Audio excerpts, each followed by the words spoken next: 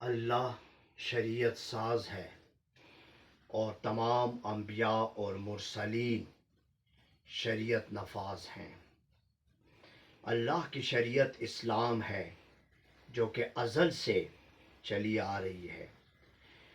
آج سے دور نبوی اور ہجری کیلنڈر کے حساب سے 1459 سال پہلے روئے زمین پر اسلام طلوع ہوا اور نبی آخر الزمان محمد رسول اللہ صلی علیہ وبارک علیہ کے ذریعے اسلام کا دوبارہ نفاذ ہوا۔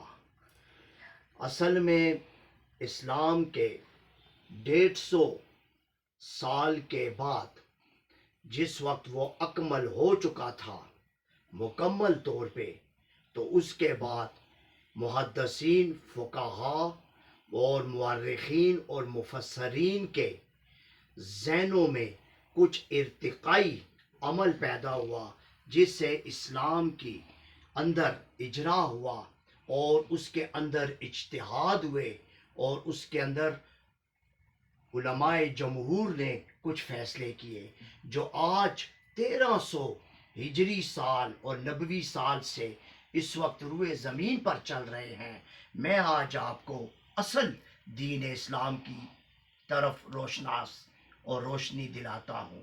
اصل میں ہر دور میں ایک مجدد آتا ہے، ایک مجتہد کا آنا ضروری ہوتا ہے اور وہ دین کو اصل انداز میں اور اصل ہی طریقے میں وہ پیش کرتا ہے۔ میں اصل میں زیادہ تفصیل میں نہیں جاؤں گا۔ اللہ نے 6 ایام میں کائنات کو بنایا، اس کی تشکیل کی، تو اللہ نے 6 اوقات دن رات میں رکھے۔ اللہ نے جب کائنات بنائی تو اللہ نے رات دن کو پیدا کیا، اجالا اور تاریکی۔ تو پھر اللہ نے 6 ایام میں کائنات بنا کے 6 اوقات مقرر کیے، جن میں 3 اوقات عبادت کے روشنی میں اور 3 اوقات عبادت کے تاریکی میں اللہ نے مخصوص کر دیے، اور یہ قرآن میں اللہ نے اس کی واضح دلیل دے دی۔ اصل میں اللہ وحدہ لا شریک نے نماز کا قرآن میں بے شمار جگہ، لاتعداد جگہ ذکر فرمایا۔ اللہ نے قرآن کی نماز کی فرضیت کو قرآن میں ثابت فرمایا۔ اللہ نے نماز کو لازم قرار دیا۔ صلاۃ ہمارے اوپر لازم ہے ہماری عبدیت کو ثابت کرنے کے لیے، لہٰذا اللہ کے آگے جھکنا، رکوع کرنا، سجدہ کرنا، قیام کرنا، قوما کرنا، یہ لازم ہے۔ اس کے لیے اصل یہ دیکھنا ہے کہ نماز جو کہ صلاۃ ہے، اور اقیم الصلاۃ، اقام الصلاۃ، یقیمون الصلاۃ کے جو الفاظ آئے ہیں تو قرآن نے اس کی رقطیں کہاں مقرر کی؟ تو یہ ہمیں اللہ کے نبی علیہ الصلاۃ والسلام جو خاتم الانبیاء، ختم المرسلین، رحمتاً للعالمین سے ثابت ہیں، اور یہی حدیث میں بھی آپ کو یہ رکعتیں میں ثابت کر کے آپ کے سامنے پیش کر رہا ہوں۔ بنیادی طور پہ اللہ کے نبی کے بعد اب نہ کوئی نبی آئے گا، نہ کوئی رسول آئے گا، اور نہ ہی کوئی دوسری شریعت آئے گی، بس یہی یہاں پہ اکمل ہو چکا ہے۔ لہٰذا اللہ کے نبی علیہ الصلاۃ والسلام نے دور نبوی میں جو نماز ادا کی وہ 2 رکعت میں اللہ کے نبی علیہ الصلاۃ والسلام نماز ادا کرتے تھے۔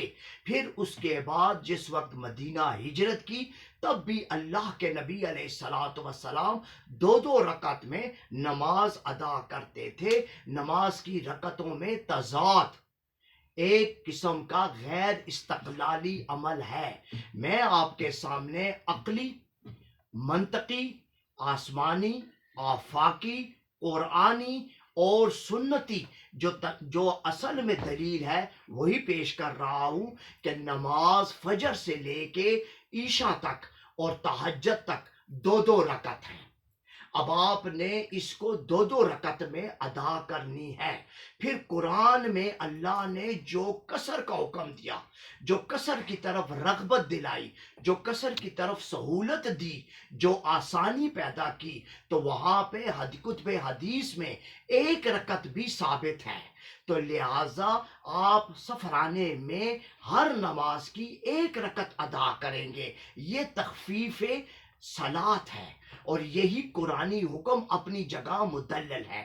لہٰذا فجر کی نماز روشنی میں شروع ہوتی ہے، اندھیرے میں نہیں ہوگی۔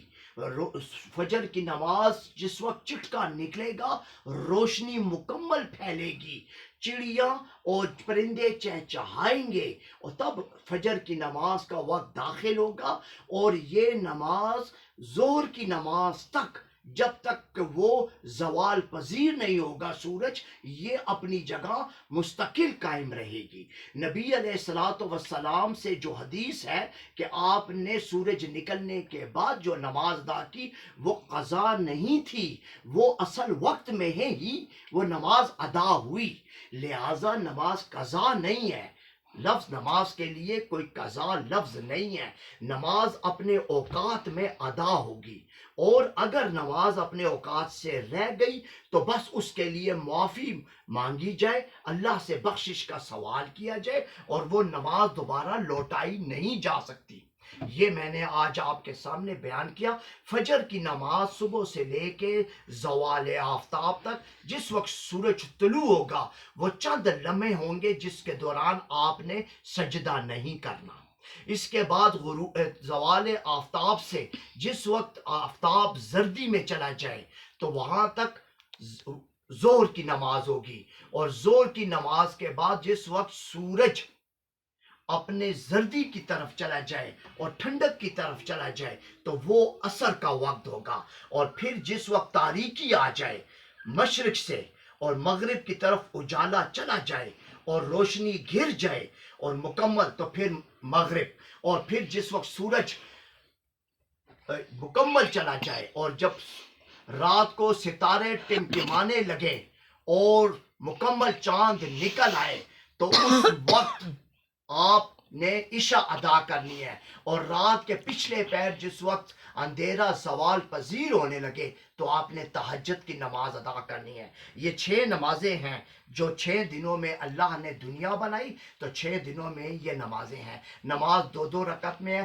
میرا اگلا جو آپ کے سامنے ویڈیو آئے گی، میں آپ کو ایک ظاہراً ایک پریکٹیکلی آپ کے سامنے نماز کا مظاہرہ کروں گا اور آپ کو 2 رکعت نماز کا پورا طریقہ سمجھاؤں گا۔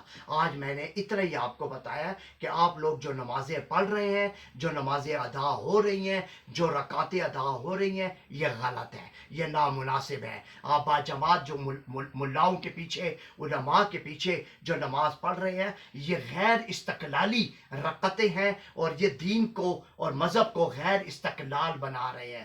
قصر میں آپ مغرب کی 1.5 رکعت نہیں کر سکتے، تو پھر آپ کیا کریں گے؟ پوری نماز پڑھیں گے تو پھر اللہ کا حکم کالعدم ہو جاتا ہے کہ بھئی آپ قصر میں تخفیف کریں، تو آپ تو نہیں کر سکیں گے، آپ تو فجر کی بھی نہیں کرتے، تو پھر یہ تو نماز آپ کی کہاں پہ چلی گئی؟ اور آپ اس لحاظ سے آپ کی جو قصر نماز ہے، سفرانہ ہے، وہ بالکل کالعدم ہو جاتا ہے۔ لہٰذا اس فارمولے کو سمجھیں، اس بات کو سمجھیں کہ ہر 2 رکعت کی تخفیف 1 رکعت ہے، جس طرح نبی نے وطر کی صورت میں آپ کو 1 رکعت کی صورت میں ثابت کر دیا کہ 1 رکعت نماز ہوتی ہے، تو لہٰذا قصر میں نماز 1 رکعت ہوگی، اور باقی 5 کی 5 نمازیں، 6 کی 6 نمازیں جو تہجد بھی ہے نفلی، وہ آپ کے سامنے جو ہے 2 رکعت ہوگی۔ بس اللہ تعالیٰ آپ کو ہمیشہ اپنی سلامتی میں رکھے، بقا میں رکھے، تحفظ میں رکھے۔ میرا آپ سے یہی التجا ہے کہ اس دور کے